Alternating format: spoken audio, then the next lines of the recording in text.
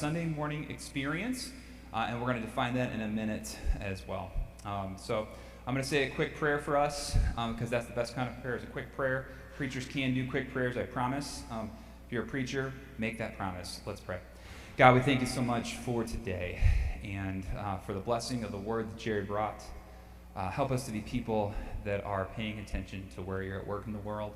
And as we both bring the water jars that we have in our lives with us, let us leave them also at the door with you, knowing that you will fill them or break them as needed. We pray this in your name. Amen. All right, we have too many people to do introductions, so what I want you to do is turn to your neighbor and introduce to yourself to somebody that you don't know, and then we're going to come back in a minute and see what questions we have. Or if you're like long lost friend, I'm like, it's good to see you. Look both ways, look both ways.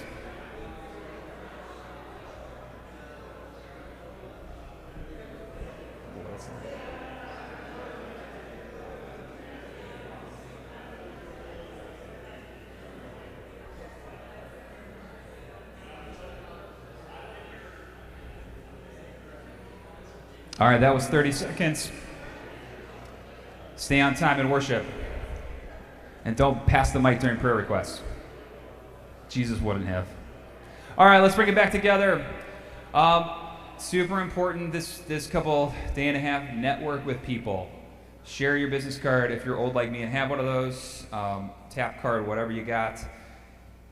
We're trying to build connections. We're trying to build relationships. We're finding people in the denomination who want their churches to grow. All right, and believe that God will do that. So, it's okay. All right. This is my family. This is my wife, Laura, our two kids, Will and Hannah. Will wants to play professional sports, baseball in particular. That's my retirement plan. I have nothing personally invested in his success, okay? Actually, I just wanted to be happy and healthy and be a good kid. This is our daughter, Hannah. She's into art. She's into drama, dancing.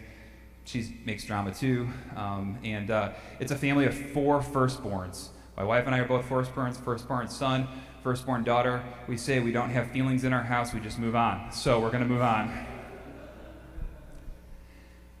We're going to keep this front and center for us, that we're called to grow churches that help people grow in faith and numbers. If we don't grow in faith, we're not passing on the faith, we're not passing it on to the next generation. But if we don't have numbers, there's going to be nobody to pass it on to as well. So both are true.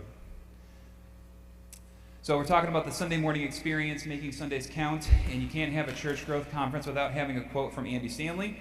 We want to remember that, everybody's laughing that knows what that means, right? Every Sunday is somebody's first Sunday. Either you want that to be true, or it is true. One thing we experience in Chicagoland is that we do not get a lot of guests and visitors over the winter. I thought I was failing as a pastor. Then it turned 70 degrees and nice, still very humid, and all these people started, not all these people, but people started showing up again. It was crazy, all right? So God works through the seasons, and sometimes when you need it the most, right? So we want to think about it through the lens of a guest or visitor. Because here's what's true about people. You have between 60 seconds, what'd I say? 60 seconds and 10 minutes to influence someone's decision to come back. Okay? 60 seconds is the human reaction. 10 minutes is the discerning one. All right? You have that much time. The clock starts when the wheels hit the parking lot. The clock starts when the hand hits the door. It varies a little bit, right? Their first contact. Remember, these days, and this is one of the workshops from Ann Russ, remember these days it starts online, okay? If you don't know that, somebody around you does. All right, it starts online. You got to have a good online impression. They've decided to come for the first part online. Don't forget your Google listing, okay? That's very important. Yelp's another option, very critical. We all think about social media. We think about our website. What's the number 1 search engine in the world? Google. What's number 2? YouTube. Yep. All right. That's how people find stuff. If you don't believe me, ask your kids. All right. So we have to be able to make a good first impression if we want to make a lasting impact. All right? And Presbyterians, friends, beloved, we're not very good at a lot of this, so we got to learn from other people. Whoops. Because what we want is faithful worship that glorifies God, welcomes new people, and equips the base.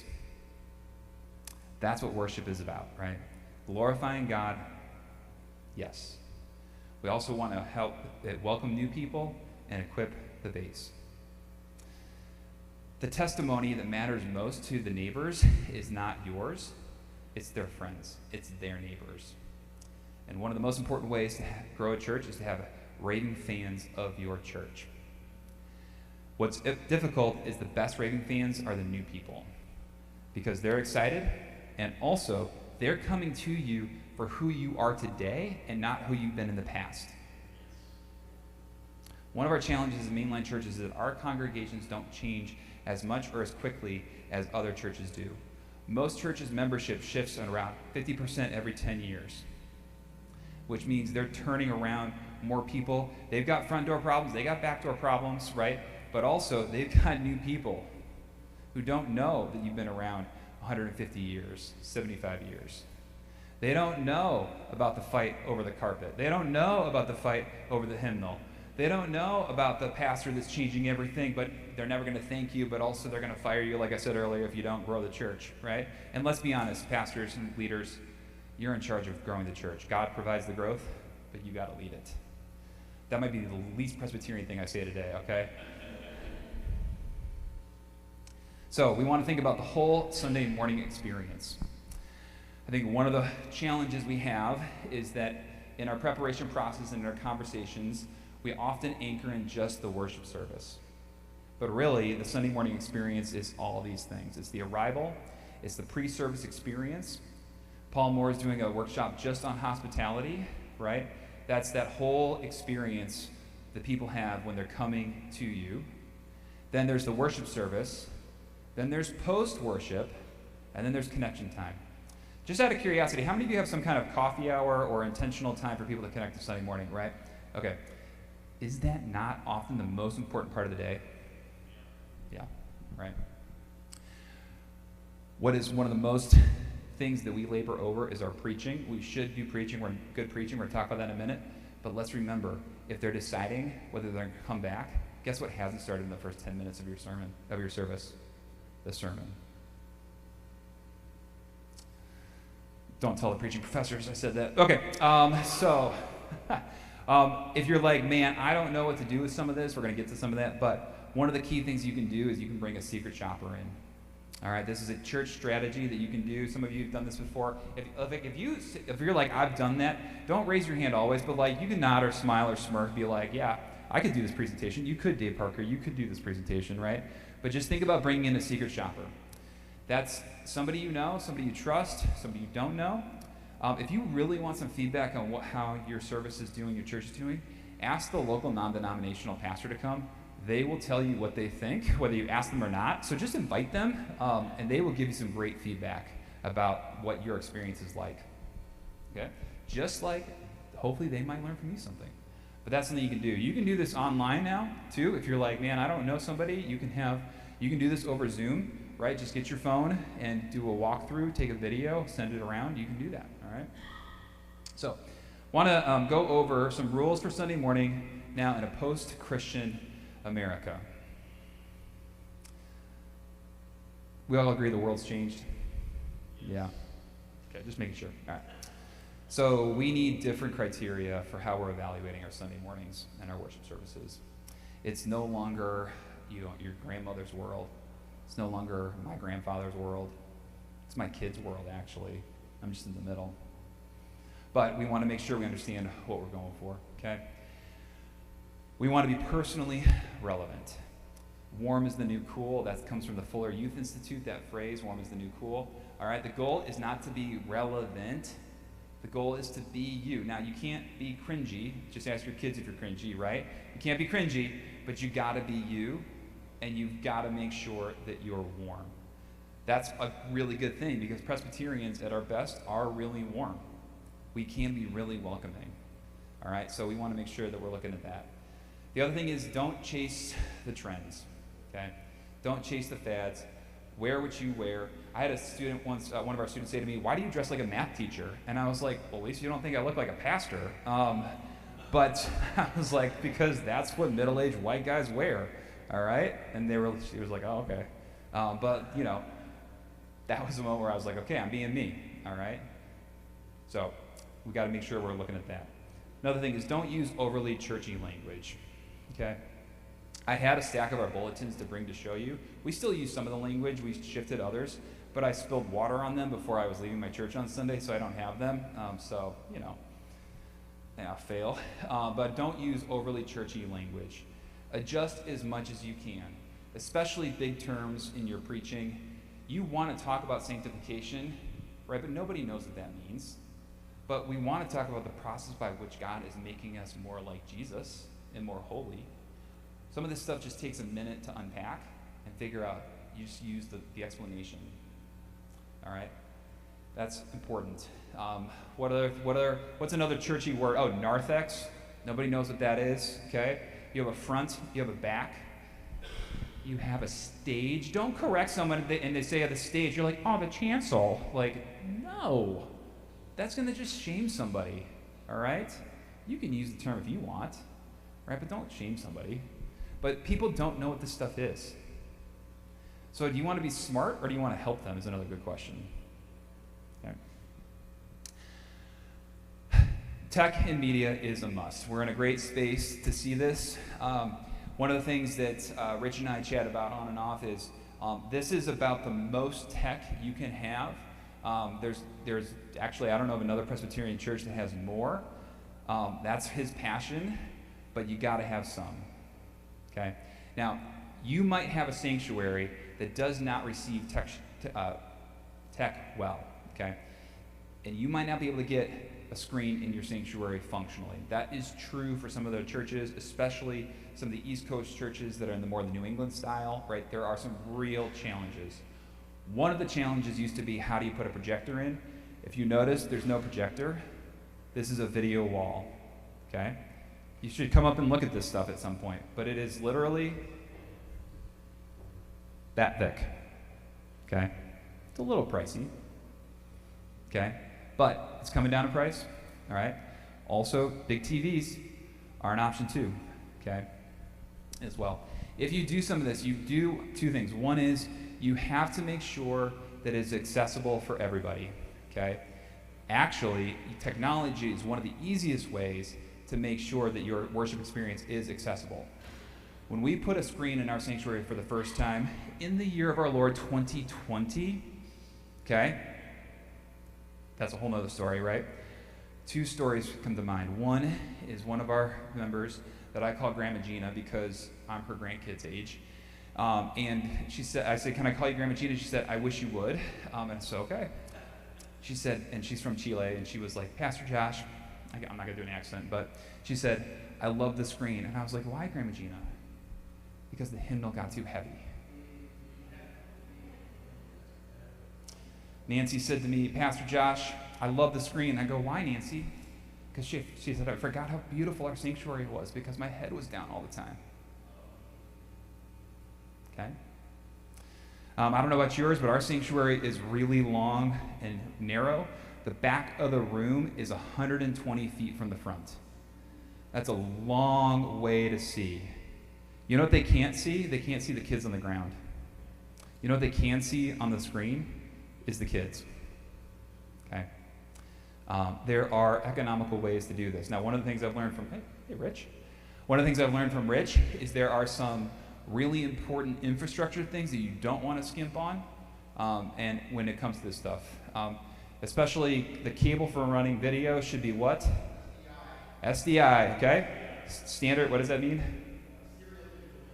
Okay, what he said. SDI, all right? Use that. You can, it'll save you time in the end run and effort later, okay? That's a key thing. But you can always improve what your actual screen is, right? Get started.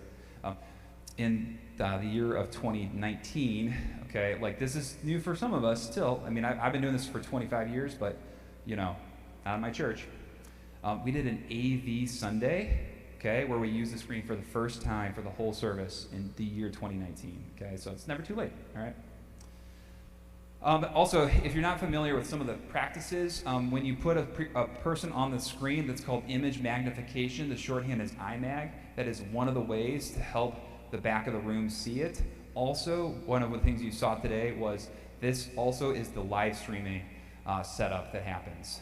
Okay, so that's the live stream, right, Rich? What's on the screens is the live stream? Yeah, okay. That's the live stream. That's what people see online. There are so many things that were excellent about what they do, okay?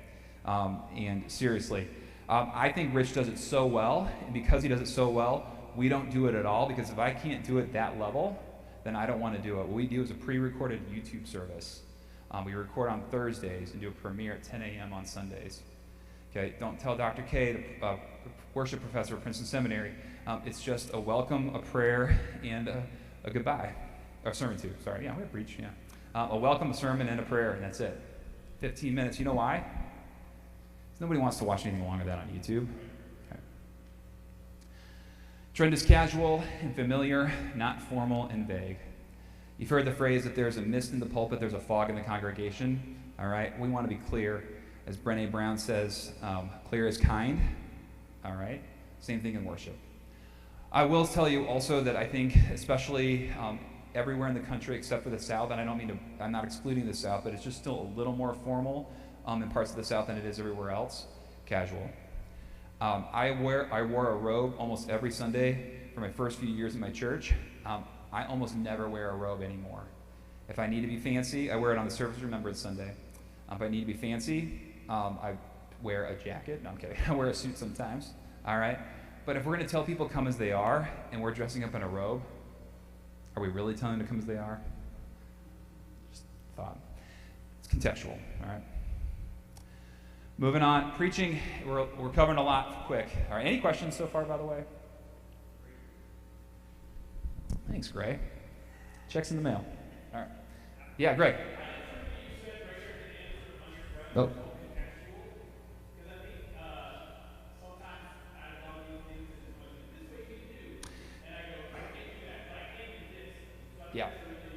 Yeah. So yes, it is contextual. There are principles and values that are transferable, for sure, but like attire, music style are definitely contextual. One of the things to think about is the contemporary worship experience, one is 50 years old. This is not a new thing now, but also it varies a lot by region. Okay, you need to really pay attention to that, right? In Chicago, it's going to have either kind of the standard sort of mainstream contemporary feel or a blues feel. Because that's part of Chicago. In the South, it's going to have a lot more hip hop in some places, different things in the Northeast. Maybe not quite so much anymore, but it's going to have like a Sufjan Stevens like vibe into it, if you know what that means, right? Figure it out, right? Also, unless you're like into music, don't manage the music. Find somebody who can, all right, and trust them. Okay. Sometimes you have to teach them, but they'll do it better than you. All right, preaching. I think we need a shift, and I borrow a lot of this from Andy Stanley also, by the way. That's one of the resources recommended is his book, Communicating for a Change. I love that title because it's both like communicating for change and also for a change. Just something to think about. A couple things. My first question is, how can I help them? Okay, how can I help them? Get off the page. Okay, you can do it. If you're a preacher and if you feel like you're stuck to a manuscript, I promise you can get off the page. I did. I got off the page. You can do it.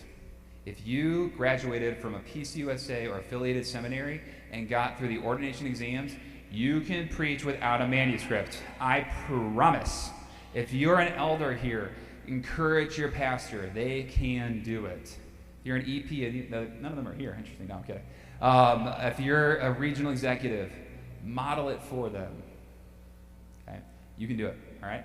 Board of Pensions, wherever you're at. Like, yeah, David, yeah. Real quick, practice makes perfect. That's it. Practice makes perfect. You don't have to do the whole thing. The first, like, Yeah. The We need to pass the mic just to get the on the audio. Yeah. This is Yeah. David Johnke, everybody. Hello, everybody. Thanks for being here. It took me, I don't know, the last 7 or 8 years to be totally off the manuscript.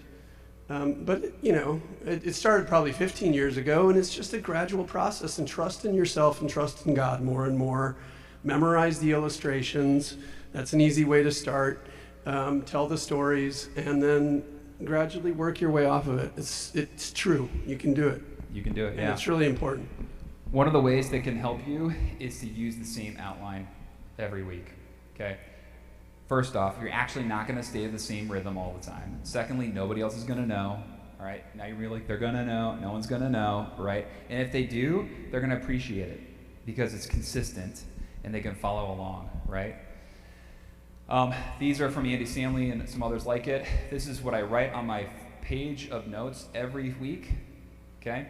I do my intro. What do we need to know? It's a we, not a they. Pronouns are good, but it's all of us. We're all learning together. Why do we need to know it? And what do we need to do with it? And then an outro. Gotta land the plane. I struggle with the outro part because I'm a wonder and invention kind of guy. Ideas, if you haven't picked that up already. And I don't always land the plane well.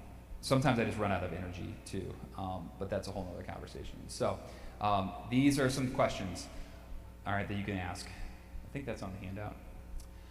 20 minutes or less. No one wants to hear you going any longer than that. The closer to 13, the better, all right? Okay? Right? I don't know about you, but I don't have enough time in my week to write a good sermon that's any longer than that. I barely have enough time to write a good sermon, period, right? But 20 minutes or less, okay? That to me includes the scripture reading, all right? That to me includes the closing prayer, all right? Because it all is one person yammering, okay? You've been there, all right? We're not all Jerry. I was glad I went before him, by the way, right? Okay? You know? Now, we're faithful, one foot in front of the other, right? You are walking alongside them all the time. Don't forget you have other times of proclamation in this service. Okay? You're proclaiming something when you welcome somebody, when you're praying, all right? So, you get a lot of airtime when you're up front with the mic. Just don't all use it all again in the sermon. Like I mentioned, Andy Stanley's book, Communicating for Change. Carrie Newhoff, another former Presbyterian, Canadian Presbyterian, great follow. A lot of what we value, high value, rich values, come out of the North Point, the Andy Stanley world. Carrie Newhoff's one of them. Carrie Newhoff has this thing called the Preaching Cheat Sheet. You can get it for free on his website. It just helps you dial in some of these pieces. It's actually a PDF you can print off and write on it, and helps you frame it up. Now, let me say about this is that you want to use all of your theological education to make sure that you are preaching a good, faithful, intelligent, creative word. You don't leave any of that behind. But you know what? It's also okay to just go, I was reading a commentary. That's all you need to say. They don't care who Walter Brueggemann is. I know that pains somebody to hear that. Right? Yeah. They don't even know who that is. They barely know who you are, right? Okay? I was reading a commentary, a biblical scholar, right? A friend of mine. That's what some of these people say. Just say a friend of mine, right? You know, we know when we need to attribute, but also just get over yourself, okay? All right, we got to make sure that we're moving on in our lives as well. A couple things that I think are key for us to think about are some of the service elements that we get tripped up over. One of the things is the bulletin. If you have one or if you have a takeaway, some churches don't have them. More power to you if you don't. Then if you don't, you probably have some kind of like here QR code or reader that's bringing people information as well. Keep it simple and don't keep it overly insider focused. Yeah, Greg.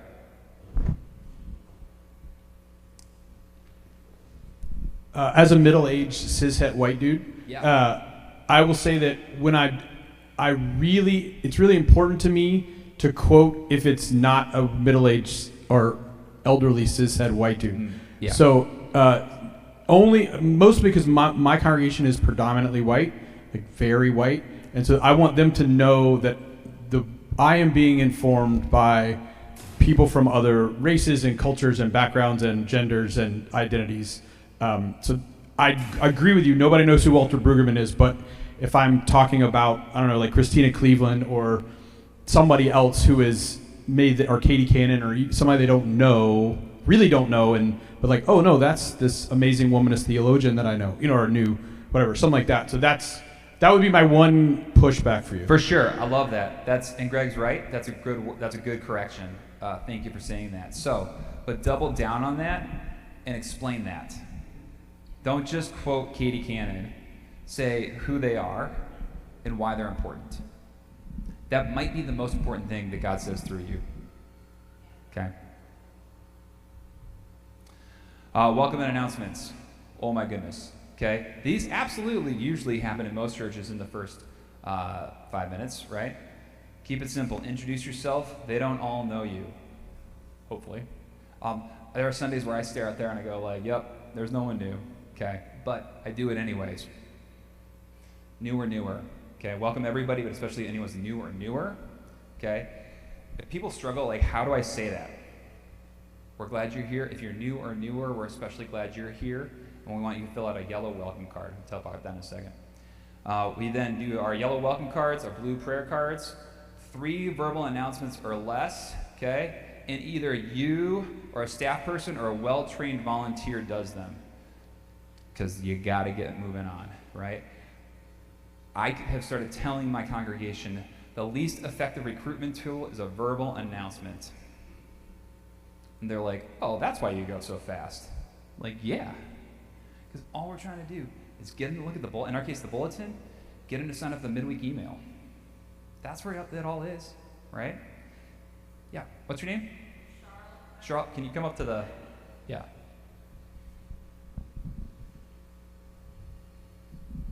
So we tried to change our announcement time recently and got huge pushback. And like people were angry and pissed off.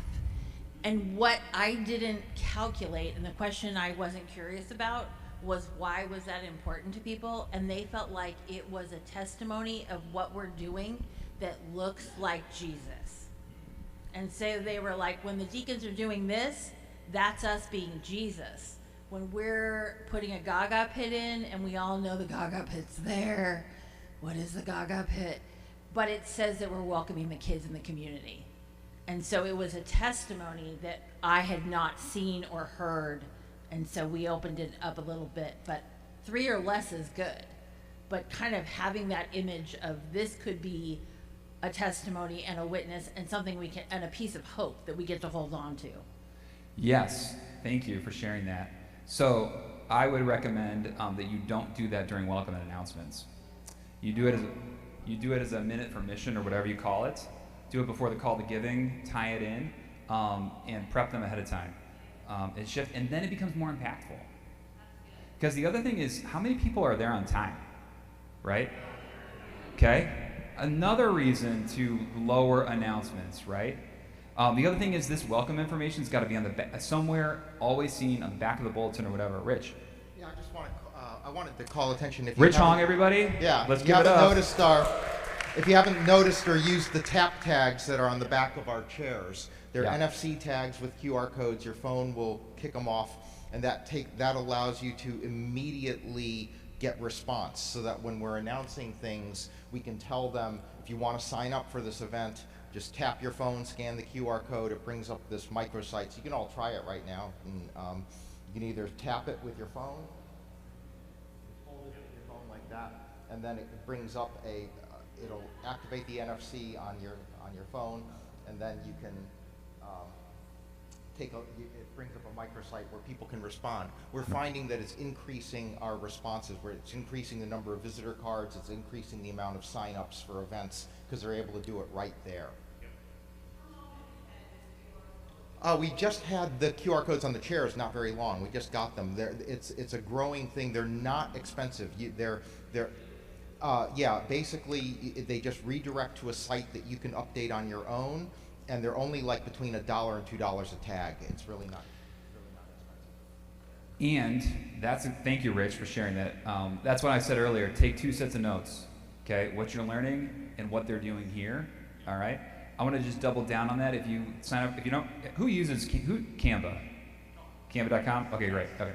There's a QR code generator in Canva. It's one of the options. So you can make your own QR code. I heard John Acuff say, what technology did the pandemic save the most other than Zoom? The QR code, right? Okay. You can make your own QR codes. Simple, all right?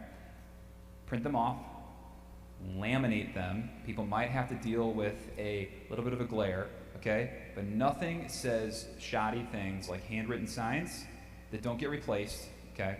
We all know we got to do something in a pinch, right? But if you have a handwritten sign, replace it with a printed one and laminate it, okay?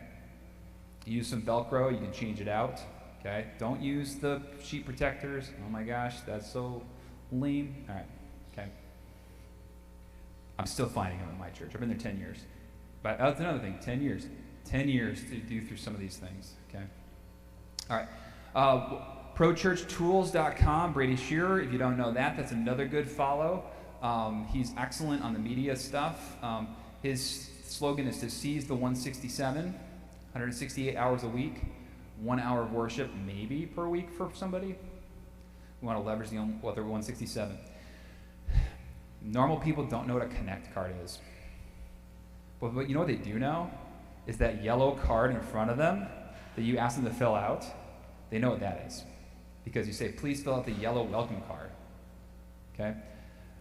The more you ask for, the less you get. This is kind of what Rich was saying. Okay? This is all we ask for. Name, email, phone number. By the time they have passed through all the barriers to entry, okay, and they fill this out, they want to get connected. They've been online, they decided to come, they actually came. If it's weather related, they got through the weather, whatever it is, right? This is simple. I can share this link with you on our Canva. You can make it your own, all right? We also have our blue prayer cards. We have 3 things in our pew racks, okay? And we have pews. We don't have chairs, we have pews.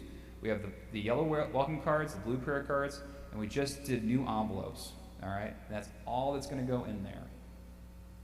We have some other cards, literature elsewhere, but that's in there, all right? Prayer requests, all right?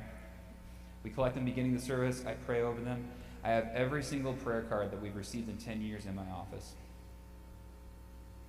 It's a great reminder. It's also great for a follow-up in the next week, okay, to fill it out. Sometimes I know prayer requests, I write them out myself just to keep them in the stack, or I have them up there when I'm praying, all right? Just these are small things that go a long way. Prayers and liturgy, short and sweet, all right? The shortest version of the prayer that you can offer, it's between you and Jesus, I realize, okay? But the shortest version, the better. One thing also I do every week for the prayer confession and the pastoral prayer is that I end them with the same repeater every time, so people know that we're moving on to the silent prayer. Prayer confession, let us know, we actually say this together, let us continue in a time of silent prayer. My prayer confession is 100 words or less every week. Our call to worship, the phrases are like 10 words or less. Okay? Just, right. Okay. I do the whole communion liturgy, but I make it short. I cover a lot of things in the prayer. I make some mention of salvation history every time, but you know what? We're moving on. Okay? Because it's a communal act also, right? Got to get people involved. All right, any questions, other corrections? I really appreciate it. Yes, in the back. Oh my goodness, joys and concerns, right? Don't pass the mic. Don't pass the mic. If you've got a culture where you've inherited, and you've got to do it. Mason's going to be my example. Stand up, Mason.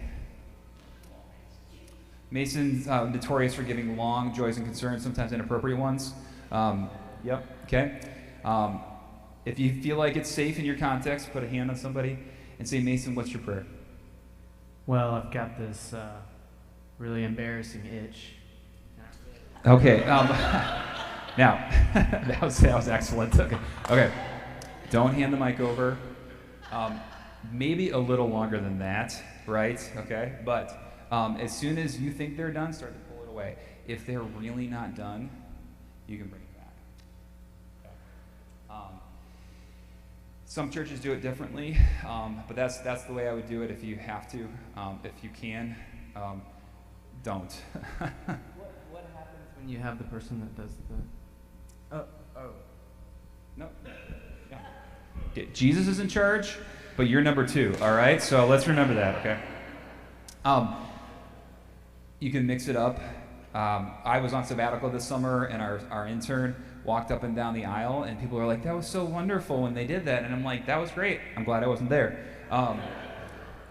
Kari did an excellent job. That's her jam. But also, that's a moment where you can really lose people, your guests and visitors, too. So we use the language guests and visitors. Guests are people that are potentially going to become part of our church because be our guest, put our service to the test. All right? Anybody? Beauty and Beast, yeah, okay. Stockholm Syndrome, by the way. All right, moving on. All right, and visitors are people that come but aren't going to be a regular part of your service. Especially vital for downtown churches, right? They get lots of visitors. They get money from visitors. That's a thing that us in the suburbs don't have so much. Like that kind of thing. Grandparents are visitors. They're not going to join, right? But sometimes some grandparents will join. They're bringing their grandkids. I don't mean that to be exclusive, but most of the time, I'm thinking about the grandparents from Michigan. They might come more often than some of our members, Or guess who, one of our number 1 email subscribers are? It's my mom, all right? Okay. But, does that help with the joys, sorrows, and concerns? Yeah. By the way, this is the kind of stuff that we talk about on the Facebook group. Okay? Real practical, sometimes theoretical, sharing of resources, podcasts that we listen to, articles float around. This is how we generate the content for the monthly calls. David has sent me a couple, and Paul Burns, a couple really, really helpful emails and requests. And he knows, we're going to push this one back. Second Tuesday, second Wednesday. All right? That's how we figure this out. Really, we're learning this all together. All right, moving on. Okay, I'm going to really get in trouble now. Preaching content. Okay. By show of hands, how many of you preached the lectionary? Okay, so yeah. Someone? Yep. Okay. Oh, how many are like a hybrid? They go back and forth a little bit? Yeah. How many? Who's in their first call as a senior pastor right now? Oh, okay, we've got 2. Okay, hold on. Let's get both of you stand up. Come on now, let's give them a round of applause. It's okay. Oh, 3. Okay. All right.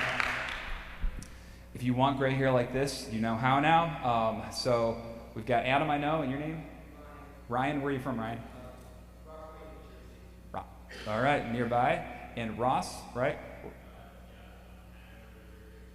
New Jersey representing. Okay, we got to get some hoagies later.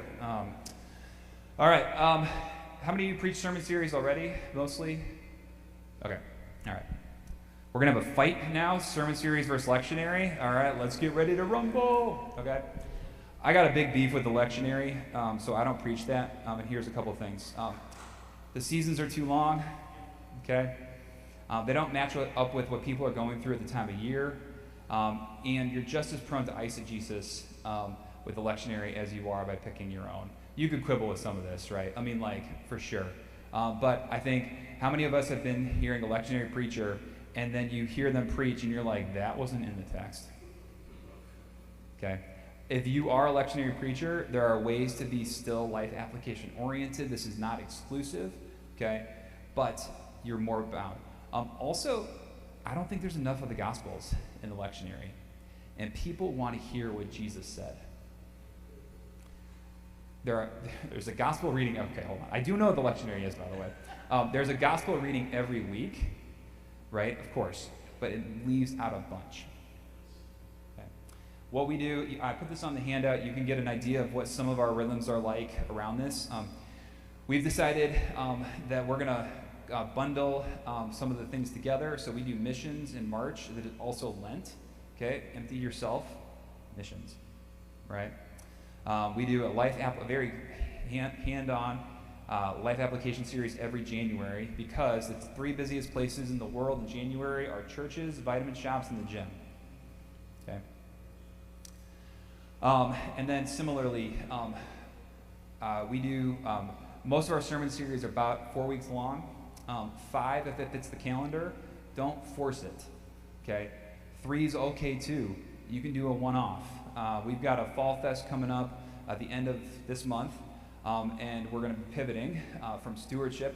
But I'm going to preach a sermon on spooky, not sacred, and I'm going to debunk purgatory, the rapture, and hell as a place of eternal fire damnation. Mm-hmm. Very mainline, right? So, on Halloween, right, for anybody who's tracking, they're going to be like, that fits, right? Also, you know, we're still here, so clearly the rapture didn't happen, and we all know that. Any of the times, yeah, right? Yeah. Sermon series help. These are a couple of good ones. Shared Church, that's Adam Hamilton, Church of the Resurrection. He's United Methodist. A lot of their stuff is free. Life Church from Craig Groeschel, they give a lot of free stuff as well. And they give sermon outlines. You don't preach what Craig Groeschel says, but go to the gym like he does, if you know what that is. One of our very own, Copper Creek Church in Champaign, Illinois, Scott Keeble, they do an excellent job of sermon series content and structure and those kind of stuff. You just go to their website, you can see it, you can just track with what they're doing, their graphics and all that kind of stuff as well. You could go to my church's website. We're not always the most consistent on some of this as well. The North Point Ministries, they have stuff, most of theirs is pay as well. What I find most helpful in most of these are the themes, some of the content, and then you have to shift a lot of it, okay? But their hooks are great, okay? Even though it's very much after that, the theology is wanting in a lot of those places. Specifically, I'll just give you one example, then we'll get to Greg, is I used a Craig Groeschel Life Church series that was about a grudge, and we had great video content, graphics, and then, you know, I do the acronyms too, and the acrostics. You know, we got a budge on the grudge. You know, I still remember that and I preached it, but these are some things to think about. Yeah, Greg. For those lectionary preachers, yeah, there is a new book that I have been using, which is fascinating, called A Preacher's Guide to the Lectionary Sermon Series. Yes. It's by Westminster John Knox Press, so it's pretty good. Is it? It doesn't fit all of the parameters, but if your church is like, we have to preach lectionary because Jesus will hate us if we don't, this is a way that you can Thank you. Yeah, I'm glad you referenced that. I have that book. I haven't read it because I don't preach the lectionary, but using it right now, yeah. All right. Any questions? You guys are taking notes. I see we're learning something, but any thoughts, pushback?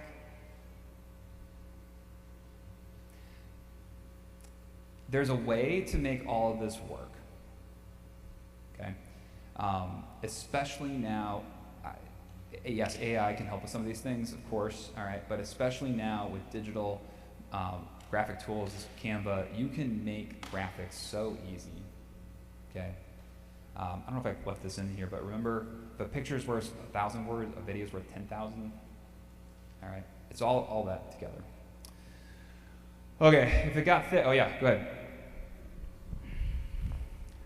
Well, I'm still behind. I'm way back with a question, but I think it relates to the preaching. You don't have to convince me about the technology piece, but for the very first time I had a young parent say the last place they want their kids involved in anything TV and screen is the church.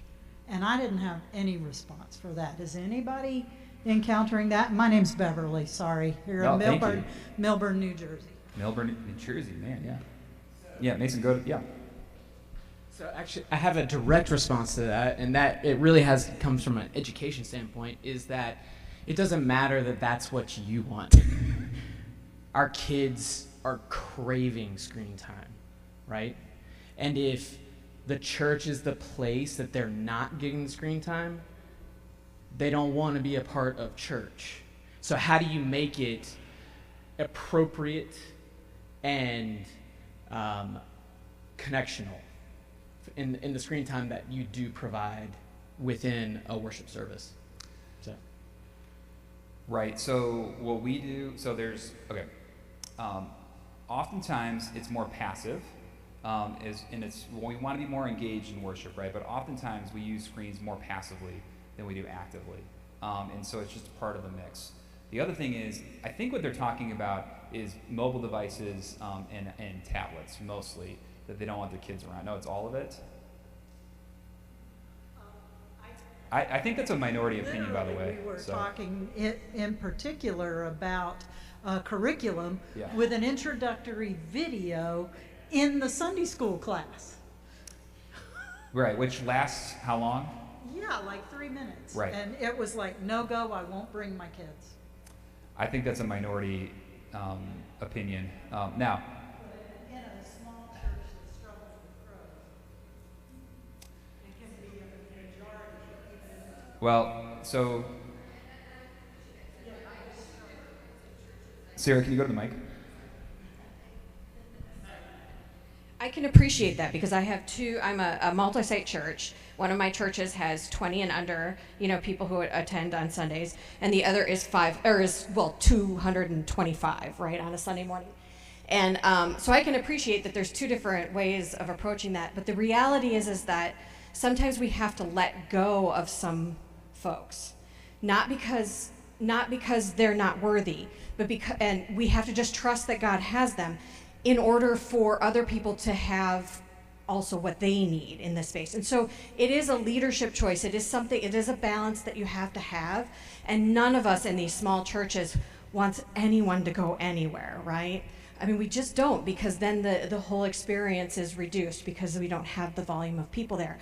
But the reality is that sometimes worship gets even better if you have people that are truly excited to be where you're at right now.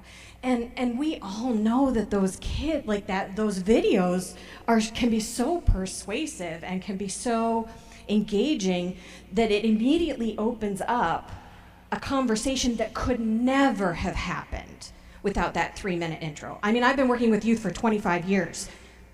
You can't get to that place of deep conversation without some of those really, engaging moments, right? And it gets them there quickly. And if we only have them for 45 minutes or an hour, we have to get them there quickly.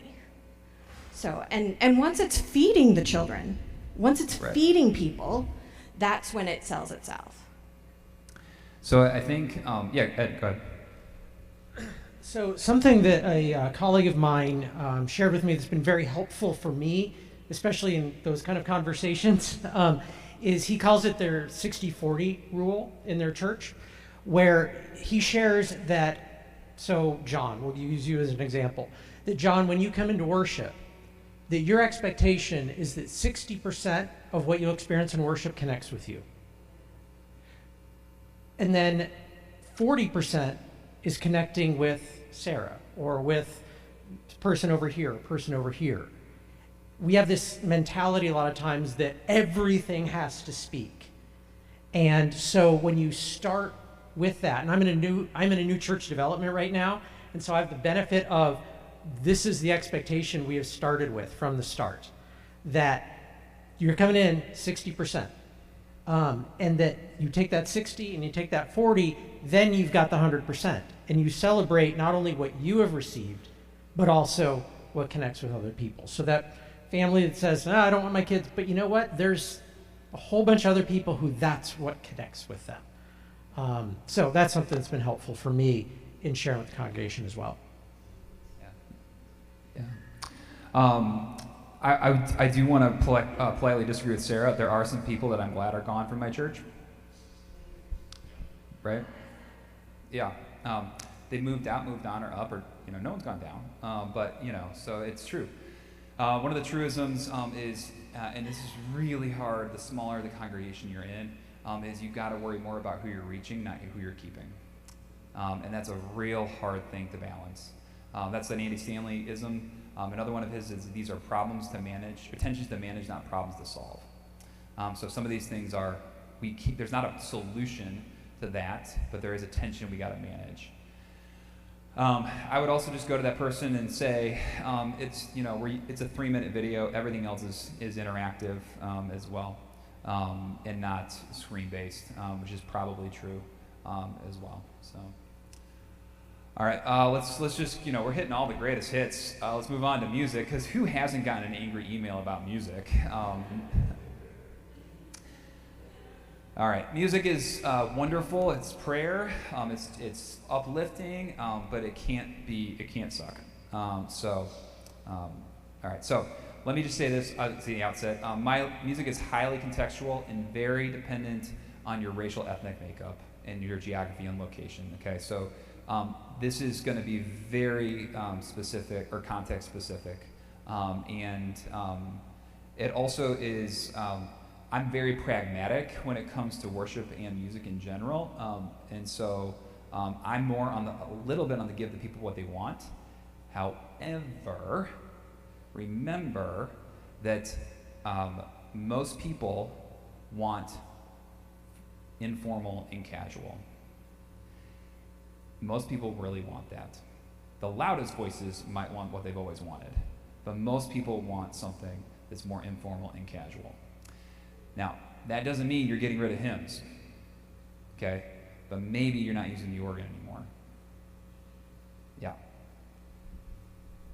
Go for it.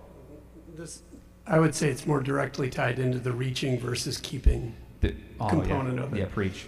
The people who are there, a lot of them want what they've had their whole lives. The people who don't know much of anything about church and are just their lives are filled with pop music on the radio or on their phones, etc. That's just what they know. And so, do you want to keep or do you want to reach? Yeah. So one of the vital things is that do what you can while pursuing excellence. Okay, it's not about perfection, right?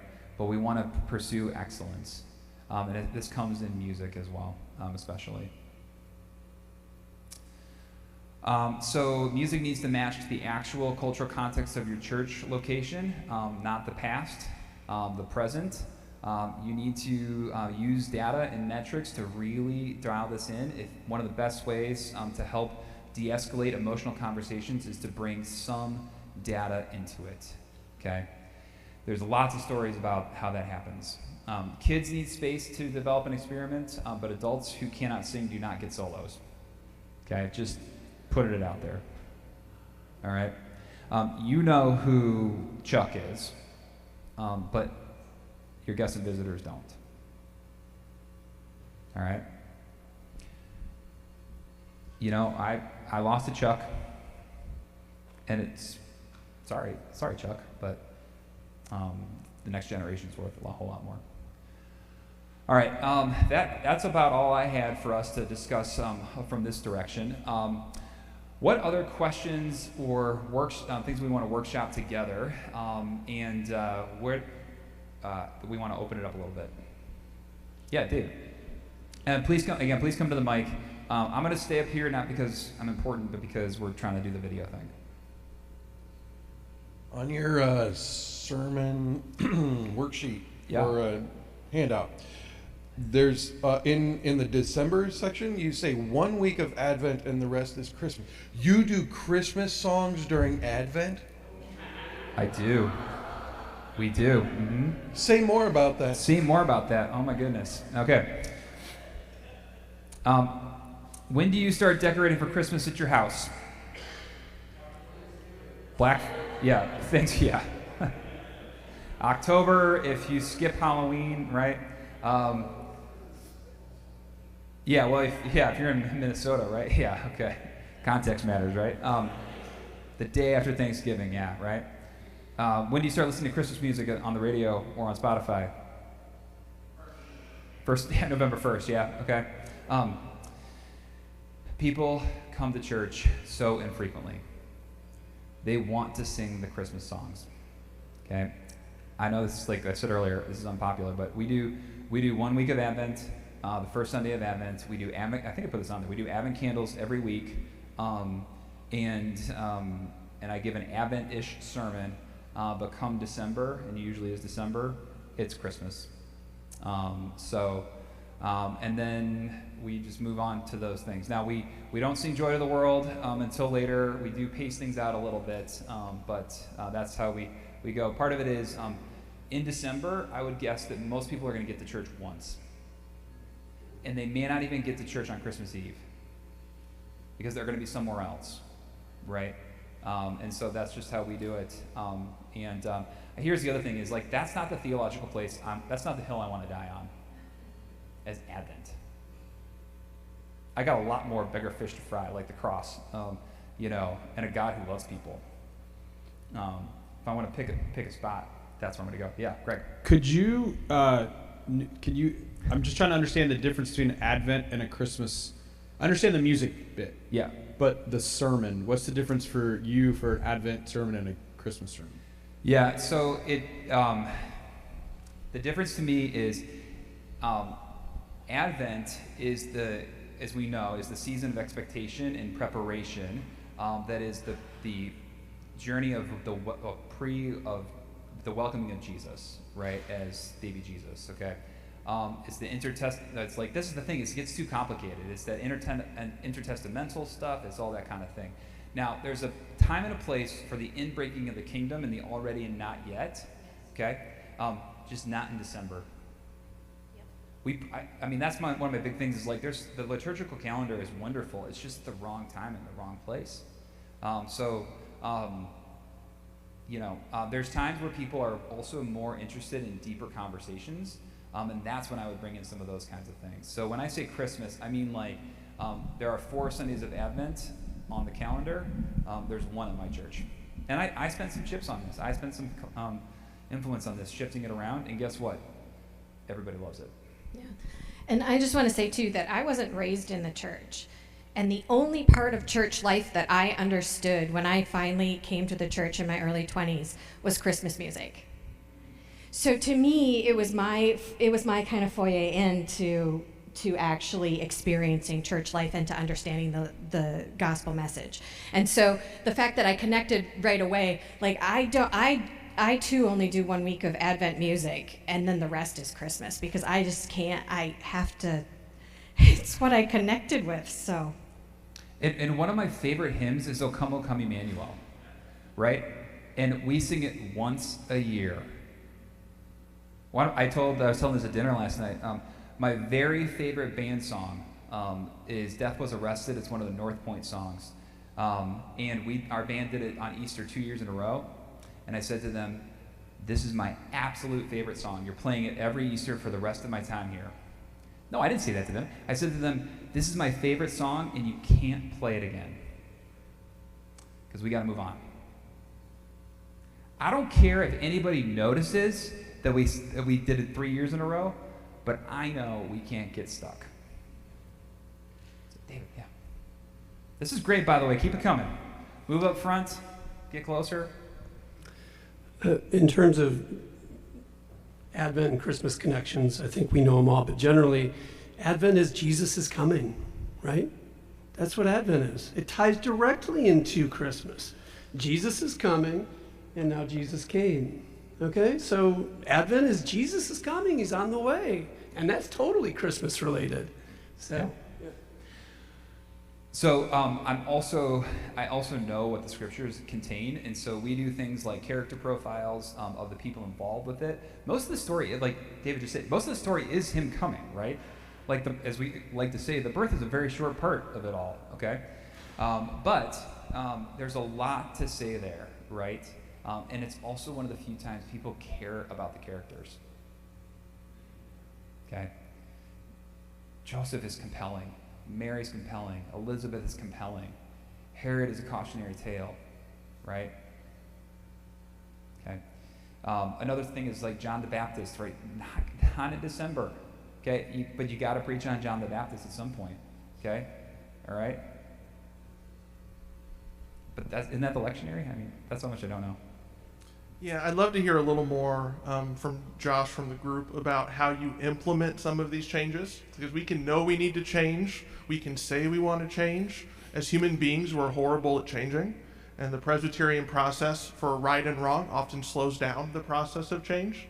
So what's the discernment between, okay, I need to go to the worship committee and get my stakeholders on board, versus I'm just got to do it on Sunday morning, and then after they've experienced it, we can talk about it. So how do you navigate that? So, two things about that. One, great comment. First thing is, and then Ryan's up. First thing is, you only need 25% of your people to buy in on a change for it to work and take place. Okay? Malcolm Gladwell's come with that. A lot of different people have come with that. It's 25% of people will eventually lead you to an adopted change. It's not a majority plus one. Okay? Have some conviction. Make sure you're doing the right thing as best you can know, but you only need 25%. Let's talk about a congregation of 100 people. Okay, you've got some people that are always on board. You got some people that get on board. We got our early adopters, right? We got our innovators, our early adopters. Okay, that almost gets you there right away. You just need a few more people to get there. All right. The bigger the church, the more this comes in different forms of vision casting and some other decision-making processes, probably centered more in staff. But the smaller the church, it's always about influence, but it's a smaller number of people. The other thing is, both good and bad. Harvard Business Review reviewed, and I learned this from the Fuller Youth Institute people. HBR said that 70% of change initiatives fail. So if you have a failed initiative, you're in good company. Okay, but also 30% do succeed. So it can happen. Yeah, right. A couple things. Number one, if you're in a resistant church who says, well, we have to do Advent during Advent, just tell them, we'll do the first hymn is going to be an Advent song, or our first song is going to be an Advent song, everything else is going to be Christmas, and then you're throwing a bone. And a lot of people will be okay with that. The second thing is, I learned this from Harvard Business Review, you don't have to get to yes, you have to get to whatever, knock yourself out. That's really what you need to get to. You need to get your people to say, well, I don't like it, but if you're willing to do it, knock yourself out, then I'm doing it. And the third thing is, I think if you frame things as experiments, and people are like, I'm not changing this, we're trying this, and then we're gonna ask, what did we learn from that? But what's really important, if you do that, you have to go into it, and you have to say, we're gonna try this. This is what I think we're gonna learn. And then you have to have that follow-up conversation, because if you don't, people will feel like you failed them. So you have to sit down and talk to people and say, what I learned from that was this, what did you learn? And what you'll find is people actually are very open-minded if you frame it as learning rather than we're trashing the thing that you've loved since you were 12. Yeah. 5 people influence the course of an organization the most, right? If you're the pastor, if you're the senior pastor, if you're an associate, if you're blessed with that, if you're the pastor, you need to be the person of greatest influence. With great power comes great responsibility. Okay, that's Spider-Man, by the way. Or actually Uncle Ben in Spider-Man. And also, as Brene Brown says, we want to have power with people, not power over. All right, so, but power is. This is another thing I'll get in trouble by saying. Right, Presbyterians are allergic to power, and that's a problem. Because power is. It's what you do with it that matters. I literally quoted MLK's power without love and love without power. I can't remember right now, but look it up. But the thing I was thinking about with change is, so I'm an 8 on the Enneagram, so I'm like a challenger. So I just sort of do stuff sometimes. And a lot of times it's little tweaks. I have this friend who was in Nebraska, and they had, everything was movable, and the choir loft was movable, and he literally moved it like a few inches every week until it was over there, and nobody said anything. It's a fascinating question, but that's what he told. I was like, well, that's interesting. And one of the things, I have one person in my congregation who's a Lutheran. She's not Presbyterian, she's Lutheran. And so wants Lutheran high church liturgy. That's not what we do. That was the decision before I got there. I had hours of meetings and lots of notes about why it wasn't church. every week she comes and said, this was amazing. Because it's not about the music, it's not about my preaching, it's about literally the relationship she has in our congregation saved her life and continue to save her life. So we create a space in our worship of the space that we create is the thing that people connect to, not, now, if we don't do it well, like that's true, but the space that we create is the value, not whether or not we have the best singers or the best preacher or the best coffee or any of those kinds of things. It's the relationship part of it, like Jerry was saying, was not transactional but relational. I agree with everything Greg said. I just want to amplify, and then we're going to get Martin and then Abby, I say this about the leadership experience. I tell people I can't promise to be your best leadership experience, but I can promise to not be your worst. You can't be their worst experience of the week. You don't have to promise to be the best, but you can't be the worst. I'm going to be presenting tomorrow on first impressions related to facilities. Your church cannot be the junkiest place that they go every week. Junkiest, jankiest, okay, whatever it might be. All right, we're going to talk. There's some free things you can do to improve your facility and have a better experience, right, as well. Martin came up, yeah. Also, Martin, where are you from? From Tenafly, which is just the next town.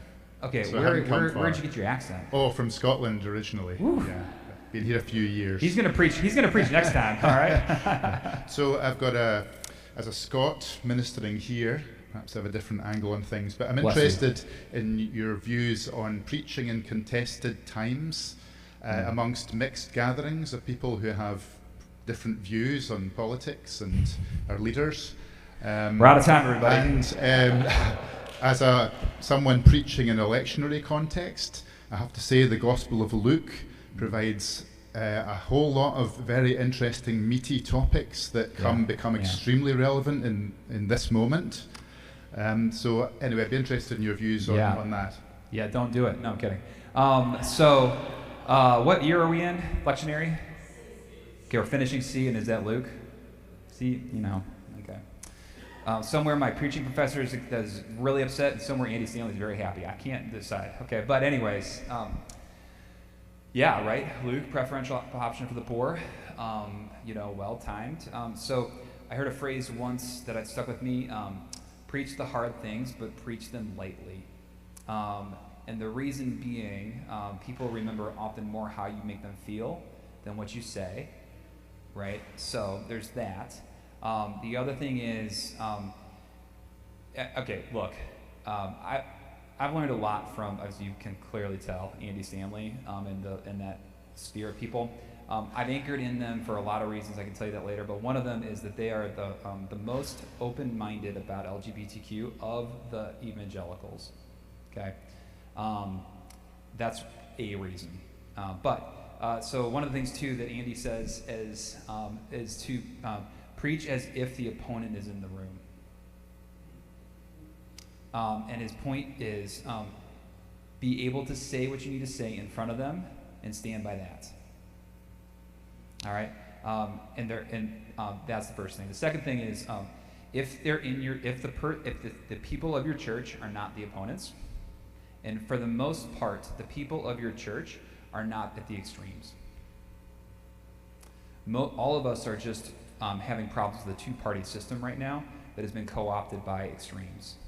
And so I think we just have to be careful with that. Now, there's some real rough things going on. In fact, one of our Presbyterian colleagues, David Black, is in a Presbyterian Chicago with me, has been shot up by tear gas and rubber bullets. We want to pray for him by ICE. But there's that. The other thing is,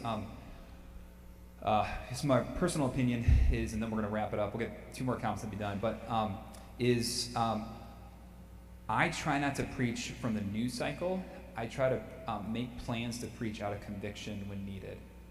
And so one of the things I think I put it on the handout is we are an open affirming church. Fun fact, we became open and affirming the same day we ratified our merger. So faith and numbers on the same Sunday. It's a whole other story. And so we do a Pride Sunday every June. My associate colleague and I, we bring up inclusion periodically, like as it is relevant, and so we talk about that. We pray over everything. That's the other thing is I pray over. This is a classic one, right? Pray over everything. Don't preach about everything. So that's another thing as well. And this isn't about being a purple church. This is about being the church as well. The other thing is we've made a decision at our church to have the matters for LGBTQIA plus inclusion be our leading edge of advocacy. We do some things around feeding and food insecurity, absolutely, but we decided that's going to be our main thing in terms of advocacy emphasis. What that means is that I'm trusting you and you and you and you to be carrying other things for us as a church, and then when needed, we can bring it all together. So that's a couple things as well. But that's kind of thing. Yeah. All right, Abby, David, and then we'll be out of here. Hello, Abby Huff from New City, New York. I just wanted to touch on sort of the question of implementation with the church. One of the things that I have found most effective is if you're excited about it. So you tell people, hey, I went to this conference, I have this idea, I really want to try doing Christmas during Advent, include some new songs. We all know that sometimes conversations with music directors can be tricky. So be like, hey, let's just try it this year. This is what I'm planning. I'd really like to do this.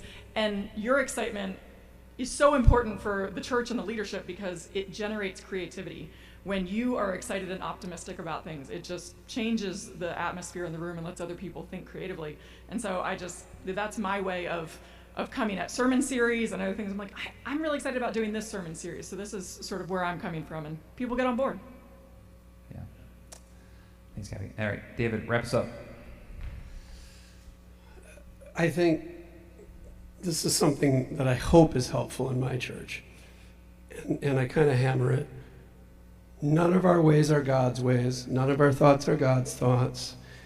Love your enemies over and over and over again. Love the people you disagree with over and over and over again.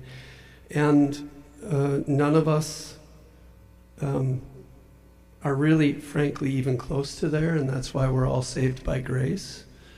For me, the example is the Good Samaritan, which is giving up everything that you have for anybody who is hurting anytime, and none of us are doing it. I don't care where you're coming from, none of us are doing it, and so we're all in this place of trying to figure it out together. And I think that helps the Republicans in the room from the generally left of center preacher, that sort of stuff. Yeah, that's great. I'll wrap us up in prayer. One last thing about the preaching in contentious times is one of the things that I've done a couple times is I've made a statement or shared something not quite at the beginning of the service, but towards the beginning, specifically after Trump, the assassination attempt on Trump, and then the Charlie Kirk assassination. I was on sabbatical when State Senator Hortman was assassinated, and I think when Governor Shapiro's house was attacked, I believe I was off on sabbatical both those times. And I said what I needed to say, not during the sermon. And that might not mean a lot to some people, but I think it means something to a lot of people if we don't use the preaching moment for that. But we do still speak to it. As well. But that's about it. I mean, in terms of, I also have a personal opinion that it has to reach a certain threshold. But that being said, we pray over Ukraine every week. We pray over Gaza every week, as well. And so, the other thing about this is I always think about what is a local church responsible for versus what a region or denomination is responsible for as well. Sometimes the best thing we can do is amplify a denominational message through social media, whatever it might be, and let that be the witness in the moment. But I also, these are my own personal opinions. All right. Okay.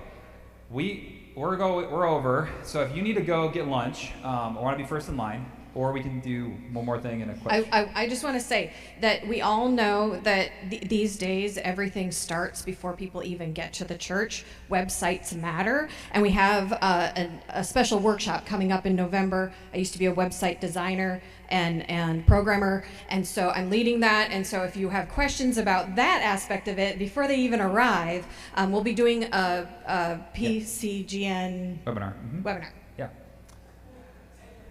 Yeah, technical question.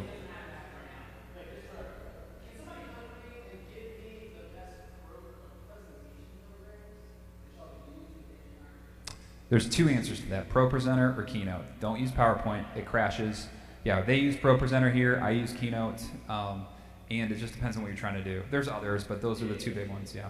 And actually, if you're gonna be a part of the Lunch and Learn, I think Michael, you're in the back, right? That's Michael Hottie, everybody. He is the AV integrator doing the Lunch and Learn.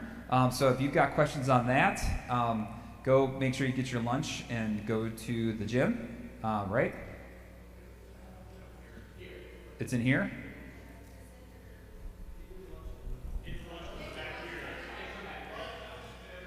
No, this is the worship space. It says chapel. Foods? Oh, I got it backwards. Okay. All right. Okay, we're going to pray quickly for lunch. To clarify that, thank you. So first off, thank you, everybody. Go to our website. Join us on Facebook. Get on the email list. You've got my contact information in there. Rich is obviously the person to go to, or Michael Hottie are the people to go to for the real audio video lighting stuff. If you want a scaled down version, come talk to me. Clarify, lunch is in the gym, which you have to go outside and walk around to get to. The Lunch and Learn is in the chapel where we had registration and coffee. Okay. The next thing in here is basics of audio mixing with Rich at 2:45. So just to give you a chance to take a look at your schedule, we've got lunch now. We scheduled an hour and a half because two reasons. One is your leaders, and you might need to check your email. I don't know, maybe, right? Or do something.